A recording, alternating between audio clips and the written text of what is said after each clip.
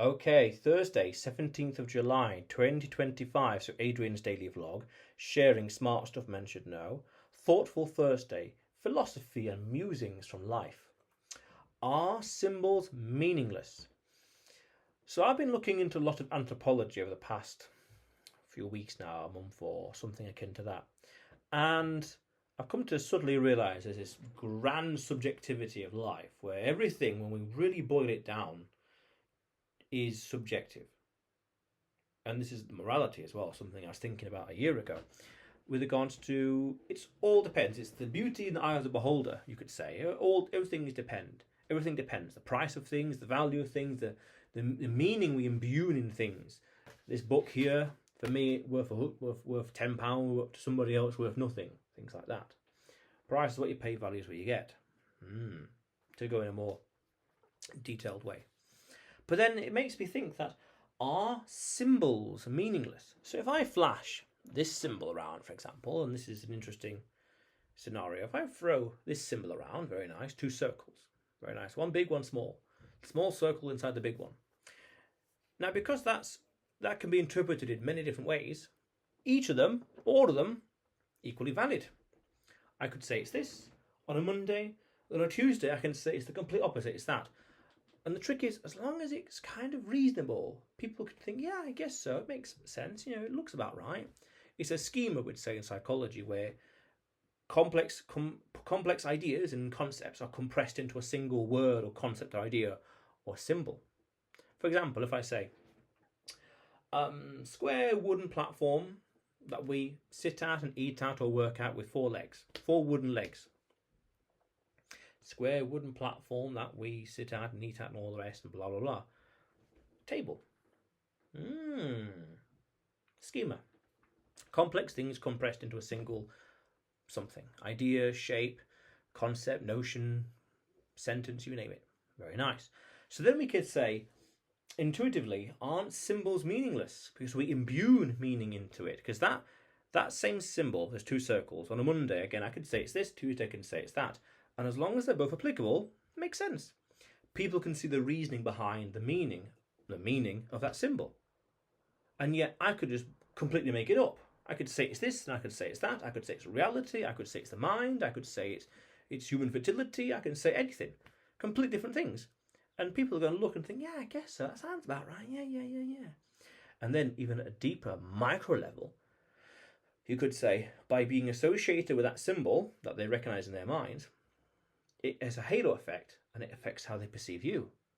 And we can go even deeper to say, well, what is the zeitgeist, so to speak, the collective consciousness behind this symbol, behind that symbol, in the context of the culture and country where you are? You go around with a yin-yang, for example, that's perceived in one way in the West versus the East. And that perception by the critical mass of people, well, how they perceive the yin-yang, that thought process will spill over to you. Halo effect. And thus you could figure out ways to leverage symbols as a practical matter for a conversation starter, or in a sense of getting people to agree or think in a certain way, a certain line of thought. Powerful stuff. Because then we can go deeper and say humans are pattern recognizers and meaning makers. That could mean anything. Combination of hierarchy, planets or cosmic models, integration, unity and wholeness. As long as it kind of makes sense in the eyes of the beholder, yeah, I guess so. Because that way, there's less resistance, less friction in a sense of they'll agree. They'll agree. Interesting. And acting as a silent symbol, social magnet and conversation starter, if we're going to be real practical about it, yes. And you could even go to say it's a calibrated symbol deployment in a sense of using different symbols in different ways to elicit certain reactions depending on the context, the scenario, the end goal. On a Monday, I want to achieve that, so this symbol is going to mean that today, for example. On a Tuesday, I need to achieve that. I'm going to be over here with different people, so it's going to mean this over here. We could socially calibrate depending on the end goal, because you're imbuing meaning to it. And again, if it makes sense, they'll agree. Symbols mean what you make them mean. And others are willing to feel from them. And what others are willing to feel. The key word there is feel, because I think at an even even meta and micro level, we're using symbols to bypass certain parts of the brain, in a sense of the neocortex, limbic, and the reptilian brain. And with symbols, I think we go into the limbic part, the monkey's part of the brain, so to speak. Not the logical neocortex, the human side, but the animalistic side here. That side. We're appealing to that. We're bypassing the logical defense mechanism and we're communicating directly to a deeper part of human psyche. The human psyche, this symbol, that shape. Because when we look at it at a much wider macro level, in the natural world, everything's a shape in its primal form, a leaf, a tree, as in pattern recognition. I can look at something, oh, that's a tree. Oh, that's a house. Oh, that's a car. Oh, that's a lamppost. Oh, that's a wall. Oh, that's a gate. I can tell by just looking at the outline. Oh, that's a cat. I know it. Makes sense. Powerful stuff. So all symbols are arbitrary until meaning is assigned. Yes? Cross, star, pentagram, corporate logos, religious icons, arbitrary shapes, angles, colours, you name it. Interesting. Until I did a video about this. It's that social inertia. It's that monkey see, monkey do, the social learning theory. People imbue meaning into it, and over time that has a social inertia, and we just accept it. That shape means this. X shape means Y because it's always meant that. Again, it's that framework in the Western view. X means Y because it's always been the case. But over in the East, X could mean Z, for example. It's subjective. What did I say earlier? It's this grand subjectivity of life. Again, this book, it's priceless for me, but for someone, it's valueless, it's pointless, in the bin straight away. One man's treasure is another man's trash.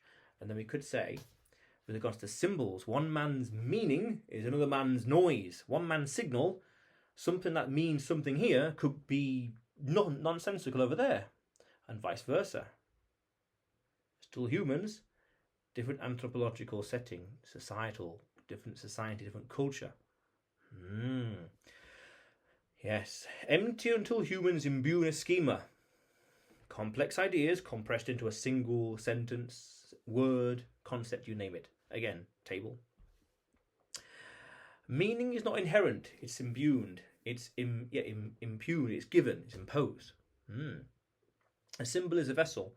Meaning is the liquid you pour into it.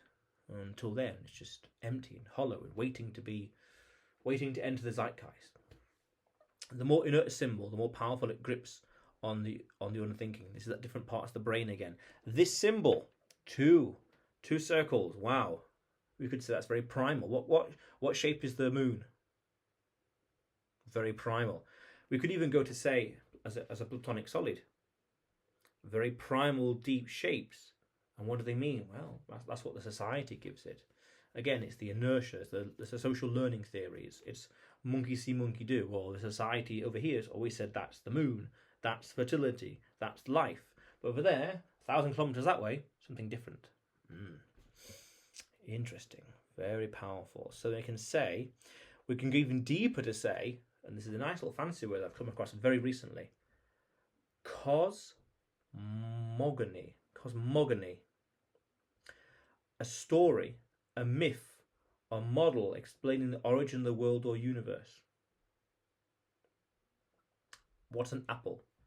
Tree, two people, apple. Wow. And that symbol right there implies schema, the story behind that and beyond. And that, we only say that in the Western frame because that's the social inertia. To go even deeper, we live in the Bible-denominated, Christian-denominated frame, in a sense of that in this epoch of mankind, this, in this particular few thousand years, is dominating human culture. So when we say tree, people, apple, certain things come to mind. But in 10,000 years, it could be something completely different. Just how 10,000 years ago, it was something completely different as well. But that's a whole other conversation. Interesting. So when someone asks, what does the necklace mean? They're asking, they might be asking really the fundamental level, what does the symbol mean, Adrian? Oh, well, what you're saying is, what's your cosmogony? What's your frame of reference? What does that mean in your world, in your social inertia, your realm? What kind of world do you live in? What kind of logic is your reality? Interesting. Again, it's just shapes. At a first principle level, it's just leather, or fake leather, bit of metal, and two hoops. At a first principle level, everything else is in here and around us, the society, the culture. Interesting. Very interesting. And it kind of then goes into the archetype and the representation of individuation, transformation, totality of the psyche, major symbol of, say, Philosopher's Stone, going real deep into the mythic part of mankind in a sense of what is this? How should I interpret it? And what meaning should the other person, well, how should they interpret it? And how should they view me? How should they understand me? Through what lens should they see me? Here's a pentagon. Ooh, satanic. Here's a cross. Ooh, religious. Ooh, Christian. Here's a moon. Here's a crescent moon. Oh, okay, Mohammedan. Or whatever else. Here's the yin and yang. Oh, whatever else. Things like that. Interesting.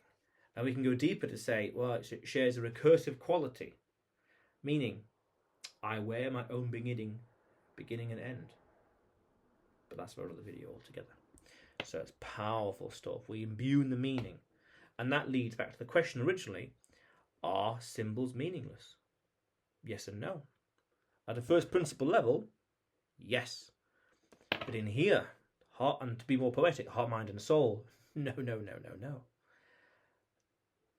Symbols are infinitely powerful. Taking that schema idea and digging deep. Symbols imbue meaning, passion, character, desire, goals, fear, death, destruction. People rally around symbols in all ways, in terms of ideologies, political, religious, you name it. They fight for these symbols. On the even deeper level, they fight for the domination of that symbol over other symbols. The cross versus the crescent moon. Very interesting.